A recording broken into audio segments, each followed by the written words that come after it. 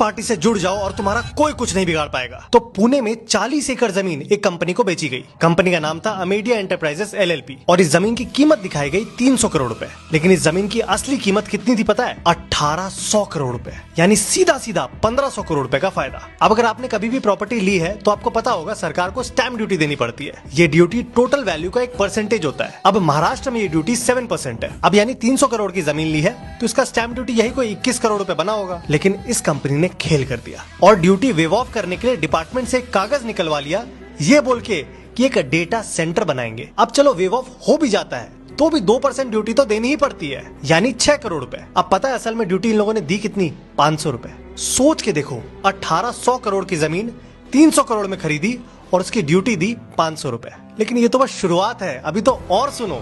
असल में ये जमीन किसी प्राइवेट आदमी की थी ही नहीं, ये सरकारी जमीन थी जो बोटानिकल सर्वे ऑफ इंडिया को लीज पे दी हुई थी। यानी सरकारी जमीन खरीद ली, वो भी कौड़ियों के भाव में, उसकी भी स्टैंप ड्यूटी दिए बिना। अब अगर जमीन सरकारी है तो बेची किसने? तो एक लेडी ने 272 सो कॉल्ड ओनर से पावर ऑफ अटर्नी ले ली और इसे इस कंपनी को बेच दिया। अब इतना बड़ा स्कैम कोई आम आदमी तो नहीं करेगा, तो ये कंपनी थी किसकी? तो ये कंपनी है महाराष्ट्र के डिप्टी CM के बेटे पार्थ पवार की। और ये सब सामने आने के बाद पवार साहब ने क्या कहा पता है? उनके बेचारे बेटे को पता ही नहीं था जमीन सरकारी है। अब ये स्कैम जब एक्सपोज हुआ, महाराष्ट्र सरकार ने तहसीलदार और सब रजिस्ट्रार को सस्पेंड कर दिया और इंक्वायरी बैठा दी। और अब इंक्वायरी की रिपोर्ट आई है और गेस करो क्या हुआ है? रिपोर्ट में से डिप्टी CM साहब के बेटे का नाम ही हटा दिया और सिर्फ उसके पार्टनर का नाम दिया है, जिसका उस कंपनी में छोटा सा हिस्सा है। मतलब दिन दहाड़े सरकारी जमीन को गायब किया और जिसने जमीन गायब की उसका नाम भी गायब कर दिया। एक और मजे की बात बताऊं, इस कंपनी का कोई रेवेन्यू या कोई काम भी नहीं है।